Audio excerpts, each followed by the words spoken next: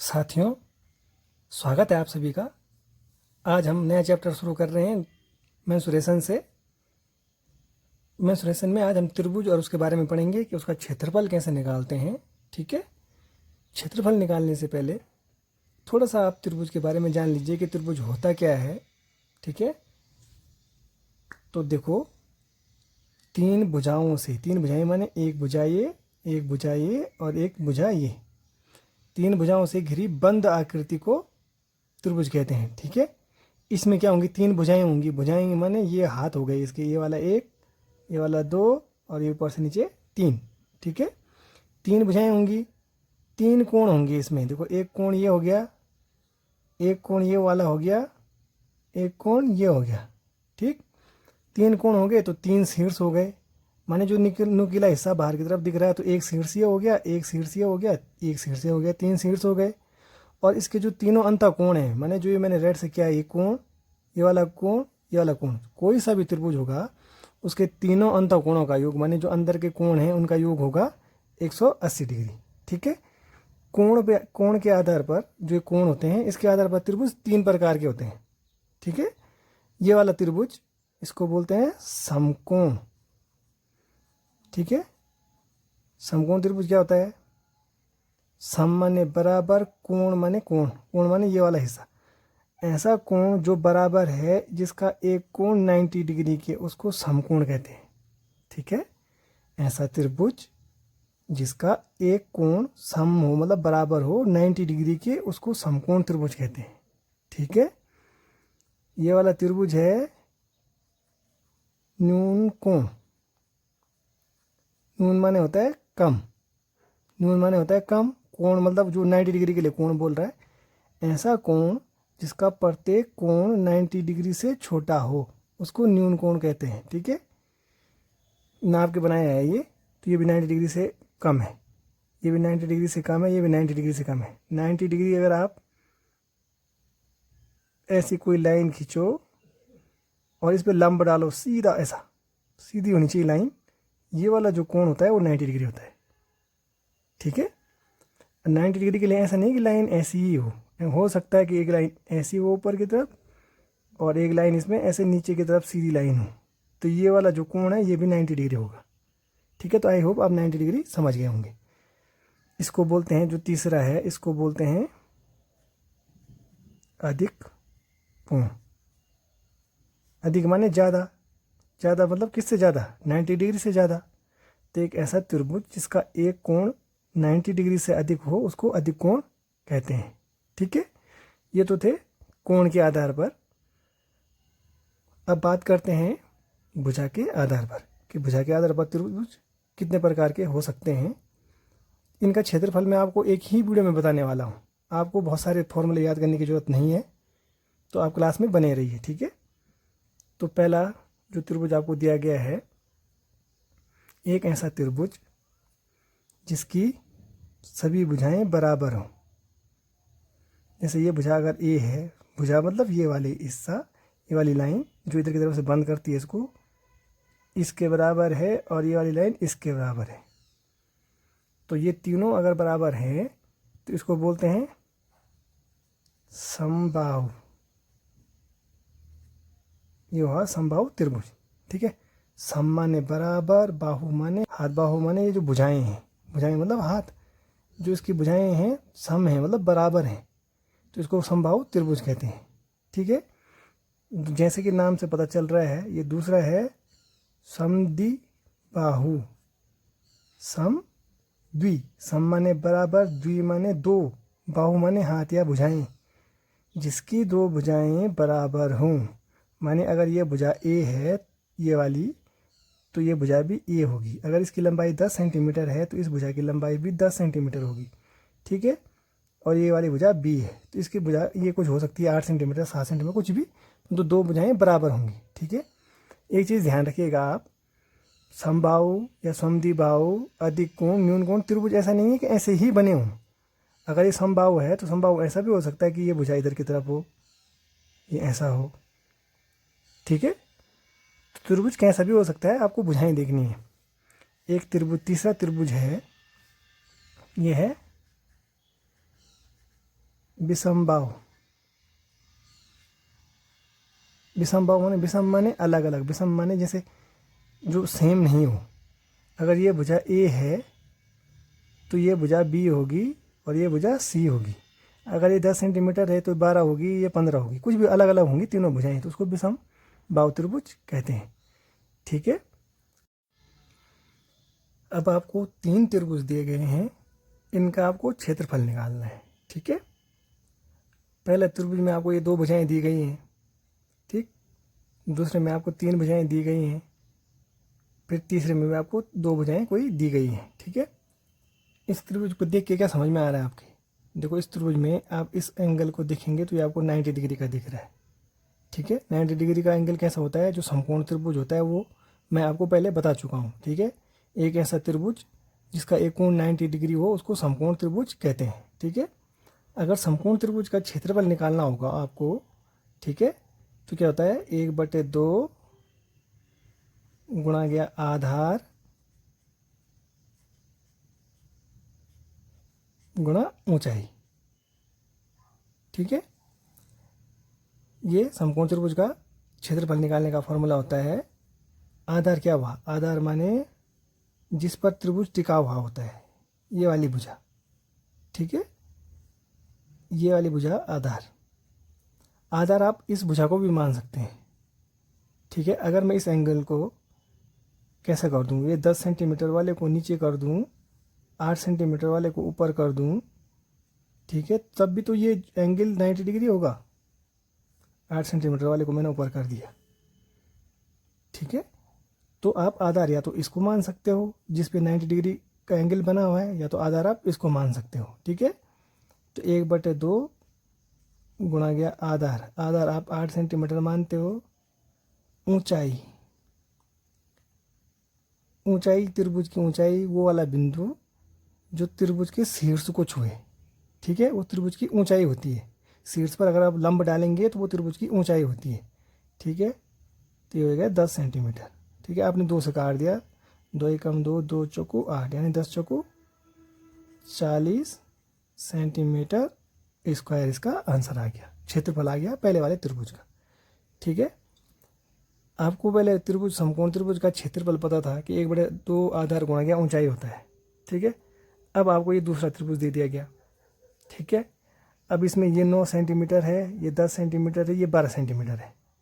ठीक है, तीनों भुजाएं अलग अलग हैं, यानी ये विषमबाहु त्रिभुज है। विषमबाहु मतलब जिसकी सारी भुजाएं बराबर, सॉरी, जिसकी सभी भुजाएं अलग अलग हों।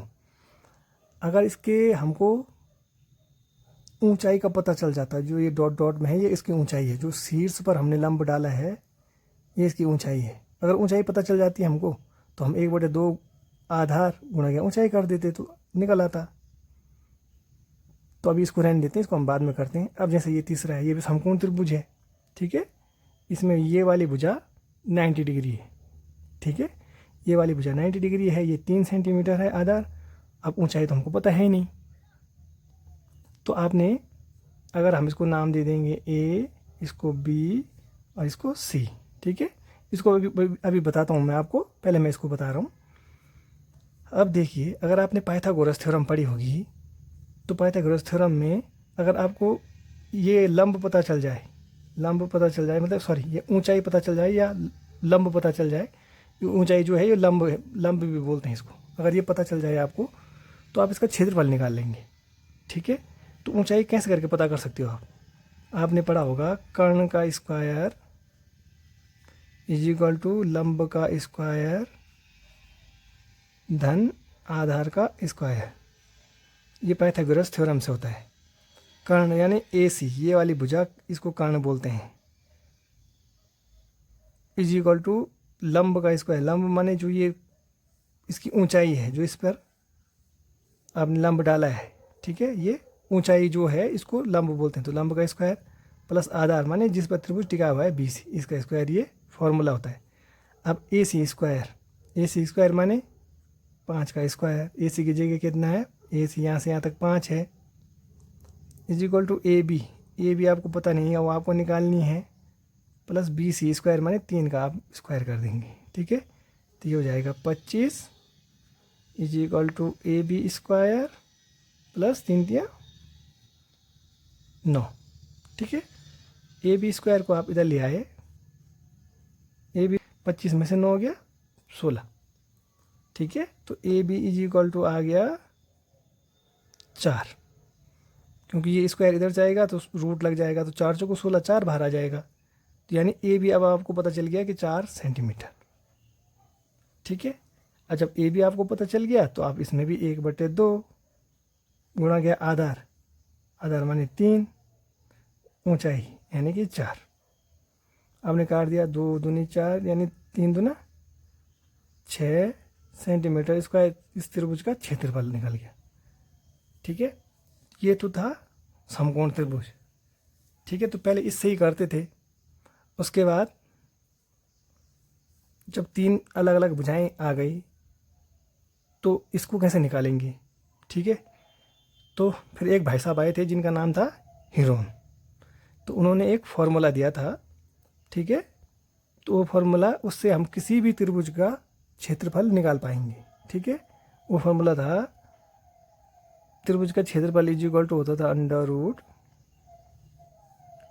S, s minus a, s minus b, s minus c. ठीक है, जो ये ए बी सी हैं ये भुजाएं हैं। ठीक है, और एस क्या है, एस इज इक्वल टू है अर्ध परिमाप।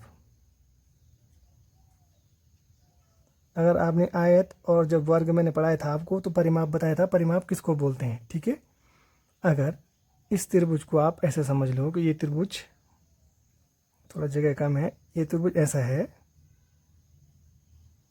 ये भुजा ए है, ये भुजा बी है, ये भुजा सी है। ठीक है, तीनों भुजाएं अलग अलग है।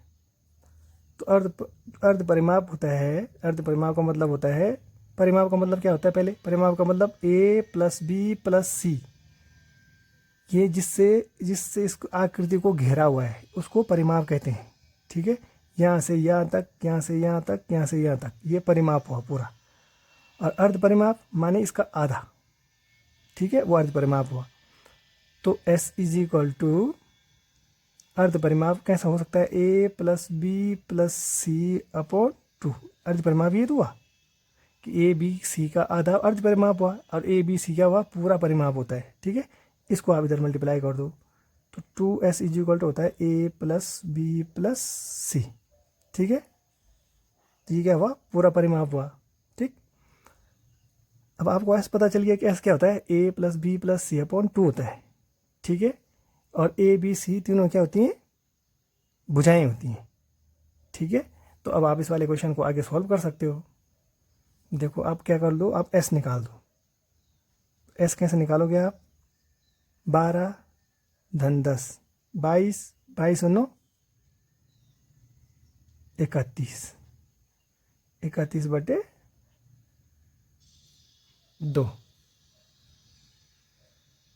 चलो इसको कैलकुलेशन में गड़बड़ होगी आपको, इसको आप 8 सेंटीमीटर मान लो। ठीक है, क्योंकि मैं अभी आपको समझाने के लिए कर रहा हूँ, बाकी हम डिफ़िकल्ट क्वेश्चन थोड़ा आगे करेंगे। तो ये हो जाएगा 12 और 10 22 और 8 30। ठीक है, 30 सेंटीमीटर हुआ। अब इसको काट दो आप, तो यानी एस पता चल गया आपको कि एस क्या है, 15 सेंटीमीटर। अब एस आपको पता चल गया, ए आपको पता है, किसी की भी मान सकते हो आप, ए बी आपको पता है कि ये वाली भुजा है, सी आपको पता है कि ये वाली भुजा है। अब वैल्यू रख दो आप, रूट एस की जगह में 15, एस माइनस ए यानी 15 माइनस 12, 15 माइनस 10, 15 माइनस 8। ठीक है,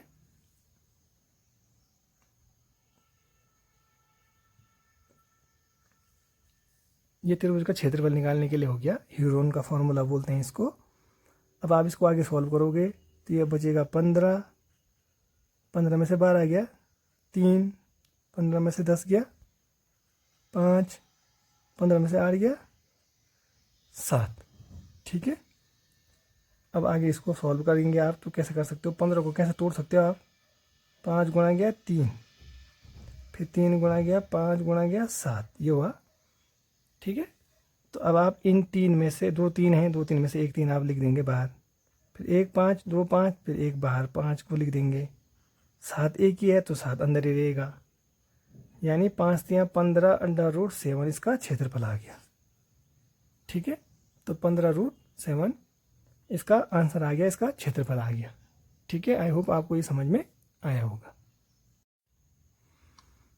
अब आपको एक त्रिभुज दिया गया है, इसका आपको क्षेत्रफल निकालना है। ठीक है, इसकी सभी भुजाएं 8 सेंटीमीटर दी गई हैं, सभी भुजाएं 8 सेंटीमीटर यानी कि बराबर हैं। तो ये कौन सा त्रिभुज हो गया?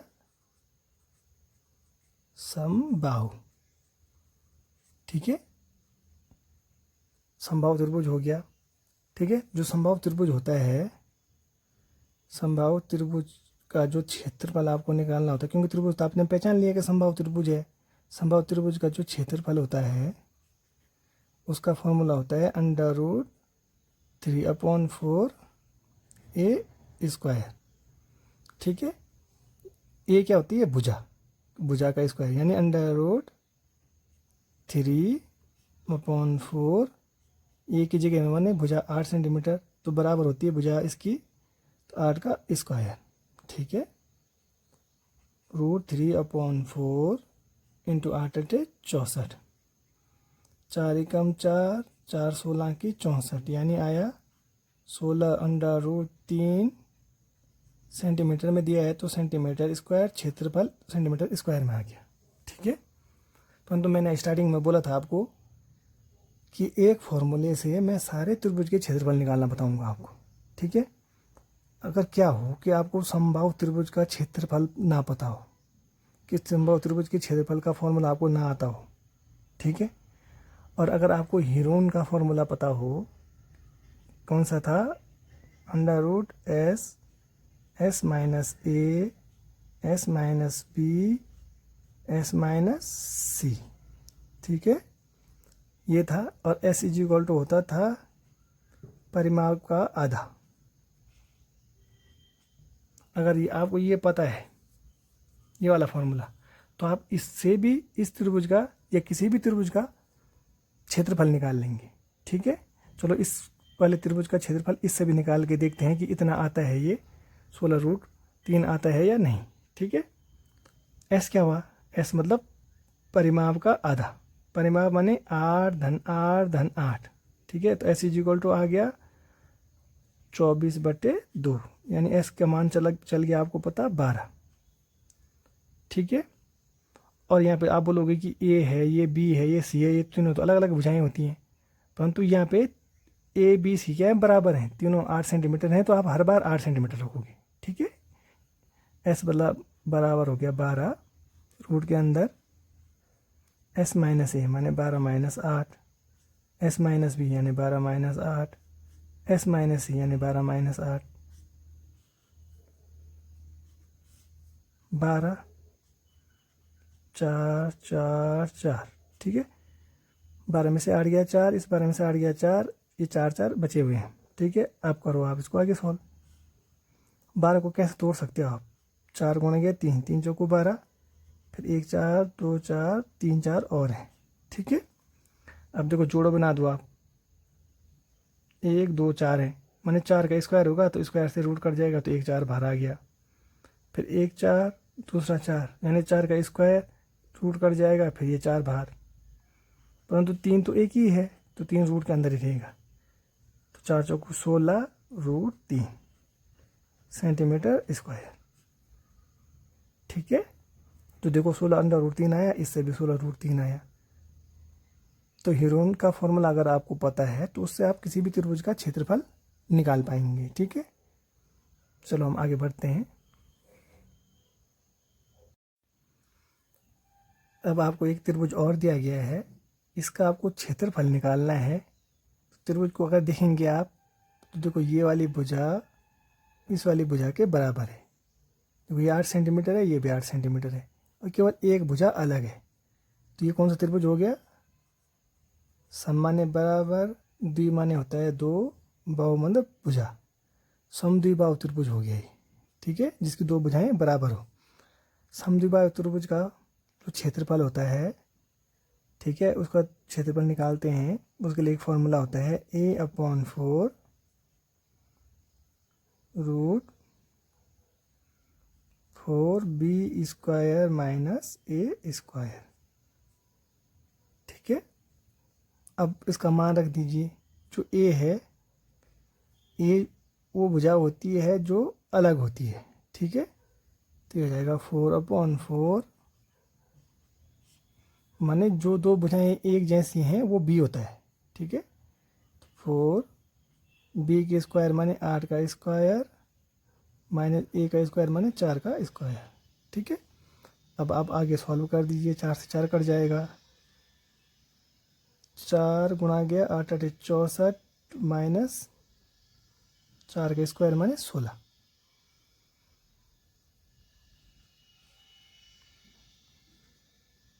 चार चौको 16 का 6 हासिल लगा, 1 4 से 24 1 25 माइनस 16, यानी रूट आया 240। ठीक है, रूट 240 आया। इसको आगे सॉल्व करने से पहले मैंने बताया आपको कि अगर आपको कोई सा भी त्रिभुज दिया गया है, उसका आपको क्षेत्रफल निकालना है, तो आप किससे निकाल सकते हैं? मैं बता चुका हूँ आपको, हीरोन के फॉर्मूले से। S minus A, S minus B, S minus C, जहाँ S क्या होता है? तीनों भुजाओं के योग का आधा होता है। ठीक है, तो देखो एक भुजा 8, फिर दूसरी भुजा 8, 8 8 16 और 4 20, तो S बराबर हो जाएगा, यहाँ 20 आया था, एक भुजा 8, दूसरी भुजा 8, तीसरी भुजा 4, तो 8 8 16 4 20/2 यानी 10। S बराबर 10 आ गया था। इस वैल्यू को आपको फॉर्मूले में रखना था। S की जगह में 10, 10 माइनस A माने 8, 10 माइनस B माने 8, 10 माइनस C माने 4। ठीक है, अब A B C इस वाले में आप किसी को भी मान सकते हो। ठीक है, इस वाले फॉर्मूले में तो जो भुजा अलग थी दो भुजाओं से, उसको आपको A मानना था। ठीक है, परंतु इसमें आप किसी भी भुजा को A इसको मानो या इसको मानो या इसको मानो, B किसी को भी मान सकते हो, C किसी को भी मान सकते हो। आगे इसको आप सॉल्व करोगे तो यह आ जाएगा 10 × 2 × 2 × 6। ठीक है, अब देखिए 10 को आप कैसे तोड़ सकते हो? 5 × 2, फिर ये 2 × 2 × 3 × 2 तोड़ दो आप 6 को। ठीक है, दो जोड़े में है, जोड़े में 2 यहाँ पे भी है, यहाँ पे भी है, तो उस 2 को आप बाहर लिख लेंगे। फिर कौन है जोड़े में? ये 2 जोड़े में है, फिर 2 इसको भी आप बाहर लिख देंगे। 5 एक ही है, 3 भी एक ही है, तो 5 दिया 15, यानी 4√15, ये इसका आंसर आ गया। ठीक है, अगर आप इनको मल्टीप्लाई करेंगे, यहाँ पे 10 दूना 20 दूना 40 छके 240, इतना ही तो आ रहा है इसके बराबर। अगर आप इसको तोड़ेंगे तो ये भी इतना ही आएगा, इतना आंसर मतलब इतना सेंटीमीटर स्क्वायर, क्योंकि सेंटीमीटर में दिया है तो क्षेत्रफल स्क्वायर में निकालते हैं, तो सेंटीमीटर स्क्वायर हो जाएगा। ठीक है, इसको अगर आप अब आगे सॉल्व करेंगे तो इसको आप कैसे कर सकते हो? 240 के आप फैक्टर कर दो, 2 से 2 एकम 2, 2 दूनी 4 0, फिर 2 से 2 छके 12 0, फिर 2 से 2 30 की 60, फिर 2 से 2 15 की 30, फिर 2 से नहीं जाएगा, 3 से कट जाएगा, 3 पंजे 15। ठीक है, फिर 5 से कट जाएगा, 5 एकम 5। ठीक है, तो रूट के अंदर कितना है देखो, इतना 1 2 3 4 2 हैं, फिर 1 3 है और 1 5 है। इन सबको मल्टीप्लाई करके 240 होता है। ठीक है, एक जोड़ा बन गया तो 1 2 बाहर आ गया, एक जोड़ा और बन गया, फिर 2 बाहर आ गया, 3 के साथ भी जोड़ा नहीं है, 5 के साथ भी जोड़ा नहीं है, तो अंदर ही रहेंगे, 3 पंजे 15, यानी 2 दूनी 4, 4√15 सेंटीमीटर स्क्वायर। देखो इससे भी आंसर उतना ही आया, इससे भी आंसर उतना ही आया। ठीक है, तो आप अगर त्रिभुज आपको कोई सा भी दिया गया है, आपको समद्विबाहु का अलग फॉर्मूला याद करना पड़ेगा, समबाहु का अलग करना पड़ेगा, उससे अच्छा है आप हीरोन का फॉर्मूला याद कर लीजिए। ठीक है, तो हीरोन के फॉर्मूले से आप आसानी से ऐसे क्वेश्चन कर पाएंगे। ठीक है। हाँ, अगर आपको समकोण त्रिभुज दिया है कहीं पर, तो उसमें आपको 1/2 आधार गुणा क्या ऊंचाई निकालना पड़ेगा। उससे ही आप डायरेक्ट कर सकते हो कि 1/2 गुणा क्या आधार गुणा क्या ऊंचाई। ठीक है।